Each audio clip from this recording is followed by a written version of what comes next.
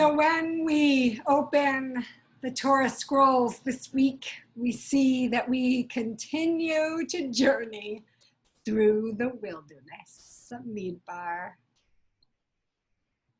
Most of our lives, we journey through the wilderness, and boy, do we feel that so acutely right now as we are in this incredible endurance event through the unknown. This endurance event through the unknown, through the wilderness. We are also continuing to receive instructions and teachings in the Midbar, in the wilderness, in this portion. And this Torah portion elevates our words and the import of words to make vows. Neder is a vow. And we hearken here to Kol Nidre, all of the vows, which we will be chanting, friends, not so far from now. And in this Torah portion, when it comes each summer and talks about Nedarim, about our vows, I know we are coming to a time where we will approach Kol Nidre in some weeks from now. And it's so important that this parsha enters in this summer and asks us to look at words, because it is such a fitting beginning to a preparation for the holy days, is to begin with our words. And in fact, with our word, because it's such an interesting sentence that begins this Torah portion. Moses speaks to the head of the tribes, Roshei HaMatot, Matot is the name of the Torah portion, saying, Ze hadavar asher tziva Adonai. This is the word that God commanded. And then it goes to talk about the vows and about keeping them, because your word is powerful. But why Ze hadavar? Why this is the word rather than Devarim? These are the words, because clearly Moses was speaking many words. Whenever there is an interesting moment of this in Torah, oh, wow, this is such a moment to jump in when there's just a word that's, why is it like that? That's where most of our Torah commentary comes, and creative, imaginative riffing on the text that our rabbis of late antiquity let us in. So right here, they jump inside this word, and how delightful that the word they are jumping into is actually the word itself, devar. And in Hebrew, a devar is a word, but it also can mean a thing. That's how powerful we think. A word is a thing as well. Each word holds great power and import in our tradition. The power of creation, as we know from the creation of the world through God's words, and destruction, creation and destruction held inside of our words. The Sfas Emes, a Hasidic teacher, goes from this verb, this use of this word devar instead of devarim, and waxes poetic about the words of God, the words of creation, of the Ma'amarot to the Dibur of revelation at Sinai. Different forms of speech, alive within the divine. And from the lofty heights of divine words, we come in Judaism, as we do every time, into the sublime everydayness of our lives. Because this is what is alive in Judaism. We don't just wonder about divine mysticism, which some of us do and delight in doing. We also look, and we have an emphasis on our everyday use of words.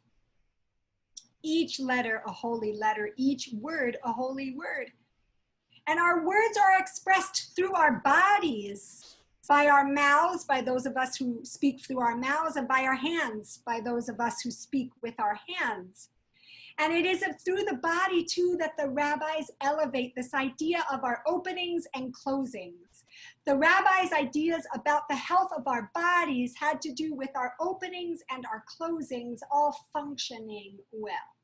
So any place that opened and closes in and out of the world, if that was impaired, they knew that your health needed help. And so they wanted to tend to the openings and closings. And in fact, there's even a prayer about that. And so if we think about the mouth as one of these spaces of an opening and closing, the rabbis think of the mouth as a holy vessel of which our words travel out of. Our words fall out of this vessel into the world. And they elevate the intentionality we need to have for these words that are going to either fall out of our mouths or come out of our hands for those of us who use sign language. Our bodies elevated as delivering words into the world, holy words. And Judaism asks us to be very intentional about our words, about what we do not say and about what we do say.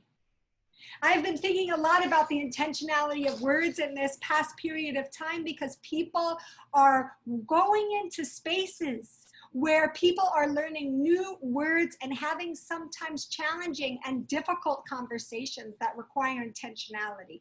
Conversations about race and racism, conversations that have been emerging for some time and thank God continue about gender. And we are sometimes looking for the words.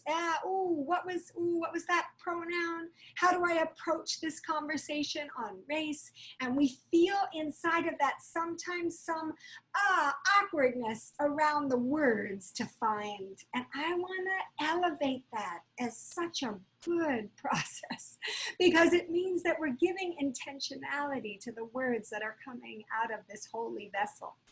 And even when it's awkward and we're stumbling, that is the process of drawing up and honoring that our words matter and hold import. So if you're finding yourself in these spaces, I want to encourage you to keep going with these conversations that are challenging to find the words, Judaism asks us to be very intentional about our words, about what we do not say and what we say. I said that a moment ago and I'm repeating it because I want you to notice that the order of that sentence is very important in Judaism. The first thing I said is what we do not say. And then the second thing is what we do say. As we've talked about Jewish spiritual practice repeatedly together in this community, we know that refraining, the not doing, the refraining from, the not doing, the no is so important. And with words, we find this again. Lashon Hara, evil speech, hurtful speech, not good speech. Speech that is derogatory or damaging communication, any hurtful communication, Lashon Hara, we are not to do. We are not to say those things. We are to refrain from speaking those words. It is like a do no harm practice with our words. Do no harm practice with our words is Lashon Hara and our intentionality with it in our tradition. And now that sounds like a great idea. Yeah, let's do no harm with our words. However, as we all know, what a tremendous spiritual practice that is to do no harm with our words. Lifelong, continuous practice to not damage and hurt with our words. The Chafetz Chaim, Rabbi Israel Meir Kagan, 19th century Russia, around a contemporary of Rabbi Salanter of the Musar movement that we were also very interested in. We're talking today about the Chafetz Chaim. He collected all the laws about speech from Torah, from Talmud, from the Rishonim, and he put them together into his epic work about Lashon Hara. And the name of his book came from this Psalm 34. Who is the person who desires life? Chafetz Chaim is to desire life. Who loves the days to see goodness? God is the one who guards your tongue from evil and your lips from speaking deceitfully. Seek peace and pursue it. And from here, the Chafetz Chaim, which by the way, as I said, that wasn't his name, but your name becomes the book you write. So anybody thinking about writing a book, you should think about that before you do, because that becomes your name, okay? I've been thinking a lot about that. Chafetz Chaim, if that wasn't taken, I would like that. Desire of life as your name. Come on, it's awesome. So the Chafetz Chaim talks about Lashon Hara, calls together all of these different sources, and it's a tremendous text. At some point, maybe we can learn it together. He says there's 31 mitzvot which may be violated when a person speaks or listens to Lashon Hara. It's a lot of them. It's forbidden to speak disparagingly of one's chaver, of one's friend, even if the information is entirely truthful. It is called Lashon Hara. And friends, there's no difference when speaking Lashon Hara, whether one tells a juicy story of your own or on your own volition, or if somebody pressures you to do so, still Lashon Hara. And big time for Jewish practice here, even if it's your rabbi or your parent who asks you to do it, still not okay. Oh, remember that. And you can't participate. No participating. Okay, you cannot get away with saying, I didn't say it, they said it. He says if you're there, you're in it. And whether it's spoken or written or hinted at with gestures, winking even, Rashi says. You cannot participate. Here we need to think about sharing written things. It's like social media. Here's, friends, this is all just in the beginning chapters. It's so much. But listen to these two last things. Even if you're disparaging yourself alongside the subject, like me and we both did it, right? Still not okay? And it is also forbidden to speak Lashon Hara about yourself. So let that sink in. It is also forbidden to speak damaging, derogatory words about yourself. Oh, there's so much more to say. But that is the not doing. That's the tip of the iceberg of the not doing. Refrain from, don't speak. Lashon Hara, don't say these things. Do no harm with your words. I want to tell you about Kate Bowler. She is a researcher at Duke Divinity School. And she has researched for years about the prosperity gospel in Christianity that preaches that God will give you your heart's desire, money in the bank, a healthy body, a thriving family, and boundless happiness. It looks at the uncertainty and unknown of life and says a certain kind of faith will provide solutions. It will always make a way. This is the prosperity gospel. She grew up in Manitoba, Canada, surrounded by communities of Mennonites with a very different kind of simple faith, and was fascinated when she began to see televangelists and other tent revivals talking about the prosperity gospel. So she jumped in and she started studying about it, writing books about it, and was fascinated by the glitzy luxury showing televangelized faith that was so different from the faith that she had known. And then after publishing books and having this critique and an alive mind around it, she unfortunately had a horrible thing happen to her. She was diagnosed with stage 4 colon cancer that had spread around her body. And in the process of dealing with a scary diagnosis and treatment, she realized that though she had a real critique of the prosperity gospel, she had internalized ideas like this about faith that she realized she did not believe, and they certainly could not stand up to the experiences she was now facing. She wrote a book entitled, "Everything Happens for a Reason and Other Lies I Have Loved." Much of the book focuses on phrases that people have said to her, such as the above, which were so painful. This is a space where the refraining from using harmful speech is so important. And at the back of the book, she has an appendix that says, quote, "Absolutely never say these things to people experiencing terrible times." And these include, "Well, at least it's not blank." It's going to get better, I promise. God needed an angel. Everything happens for a reason, and more. This part for her too comes first. What not to say, what to refrain from. And then she adds a smaller section on what she says, give these things a go and see how they work. Oh, my friend, that sounds so hard. Statement of empathy. And then in big letters, she says, silence. Oh, those of us who've walked through these terrible times, these terrible spaces, know the beauty of silence when people are willing to take the risk to not fill with words, but just to be with you in these places. I want to pause here and acknowledge that I know that we are all trying. We are trying not to hurt people with our words. We are trying. For the most part, we try. And our intentionality helps. Our willingness to listen and not just speak, to be in the silence, to not run from the discomfort of hard conversations. And we are trying. And sometimes we get it wrong, and that is okay.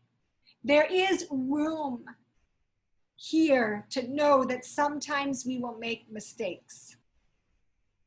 The Chafetz Chaim talks about a stance of giving people the benefit of the doubt in what they do.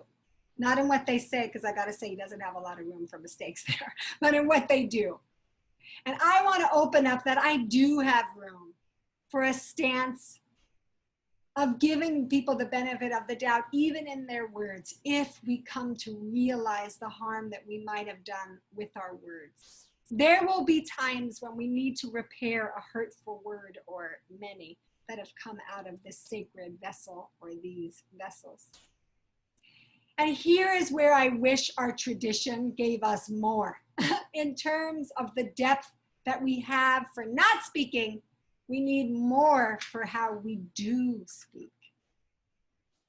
It is in how we do speak that we bring healing, that we bring kindness and compassion, chesed and rachamim. And that's not magic. Just as our tradition elevates a practice of what not to say, we also need to elevate our practice of what to say and how to get there. I am so grateful for the work of Marshall Rosenberg and of Kathy Simon, who shapes and interprets his work so powerfully, the practice of nonviolent communication, of compassionate communication. Because just as the halacha on Lashon Hara needs a good shaper, so too does NVC. And we have been blessed in our tradition to study with Kathy, and we will continue in Nefesh to study this because it begins to give us a language to find the words of repair and healing. It asks us to speak about our feelings and needs rooted in the spiritual practice of empathy, self-empathy and empathy for others. And we're so familiar with this idea that we need to practice because it's so grounded in the Jewish tradition. And I know that I get stuck in frustration and sadness and anger. And I know that sometimes out of my holy vessel of this mouth come things that I don't want to be saying. And so I need to remember to refrain, to ground myself in empathy, to wonder about the needs and the feelings, and move from that place, from word to words that connect and heal rather than degrade and disconnect. And when I do it, the situation can transform. I can tell you it can. It's not easy, but it can. For example, I see how this time is so hard.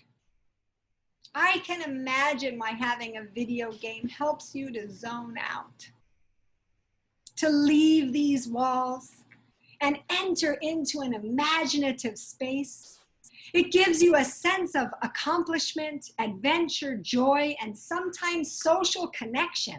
When you can talk to somebody while playing the game, and I know how hard it is for you to be without social connection right now. I feel that.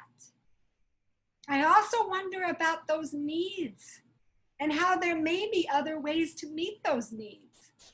I wonder if you would be willing to brainstorm with me some other ways. We're not going to eliminate the video games and screen time, but I am curious if there might be some other things we can do to meet those needs for accomplishment, for adventure, for joy, for escape, for social connection. And oh, when I can speak these words rather than other frustrating words, the situation transforms. And this, my friends, is just one everyday example. We could be talking about so many things. A need for more of your time, a need for more attention, a need for more joy, a need for exploration, a need for belonging, a need for so many things. If we can open into the idea of communicating about those, what's deeper, what's underneath. So in these long days of this COVID summer, I offer you the blessing of holding up your words, holy words with intention. May you refrain from hurtful speech. May you find silence. May you listen to what's alive in you and imagine what is happening for other people around you. And may you use words that heal and repair. Shabbat Shalom.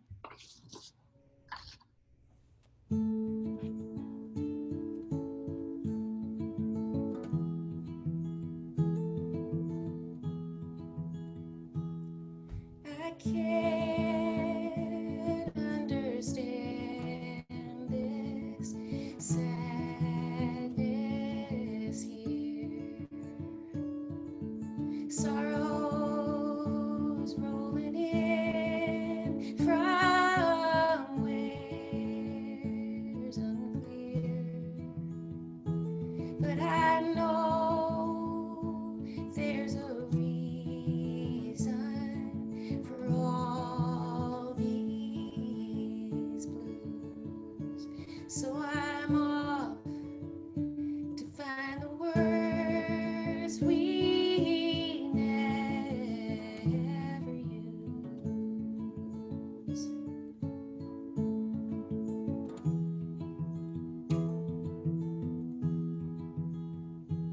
Yes, I know you've been hurt by words I've said, but more by the time I turn my head, for the willow of your smile is showing through. You're aching for the words we never use.